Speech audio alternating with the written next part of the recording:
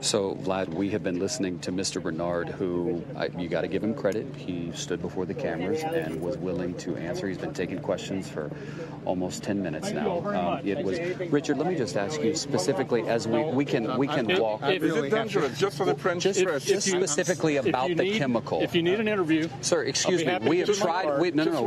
We tried to get in touch with your company yesterday repeatedly and could not get a phone call. I just have a simple question regarding the chemical that is currently coming from the rupture that has happened.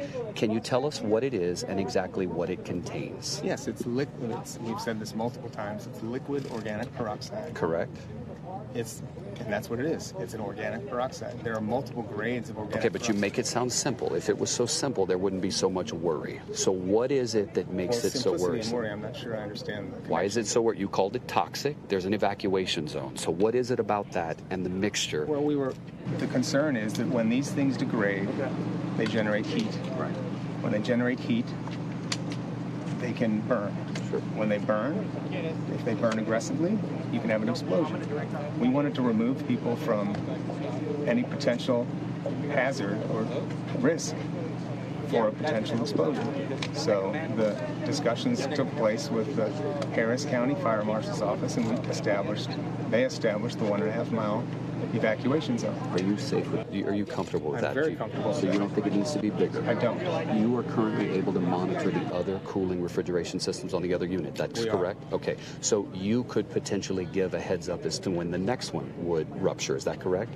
Is that possible? Not precisely. Okay. I mean, if this isn't precise. Sure. I mean, we're 1.5 miles away. We don't have eyes on the ground. This isn't an exact science. And we want to make sure that we just have the right information in the hands of the citizens of the community. Sure. That's who we're worried about. We want to make sure they stay protected. And by not going in there, you're doing that because it wouldn't be safe for your people, Correct. right? Okay. Correct. You just can understand how a a lot of people around here are worried. Of course we are. Of course, and that's why we're here. And we appreciate you guys wanting to know the information. We want to make sure the information is clear. Can you explain if it's dangerous for the health? Just to explain to French people, is it dangerous? Is what dangerous? The smoke. The smoke. If people breathe smoke, it's certainly going to be bad for them. I mean, we don't want anybody to breathe smoke. Rich, why were the generators elevated?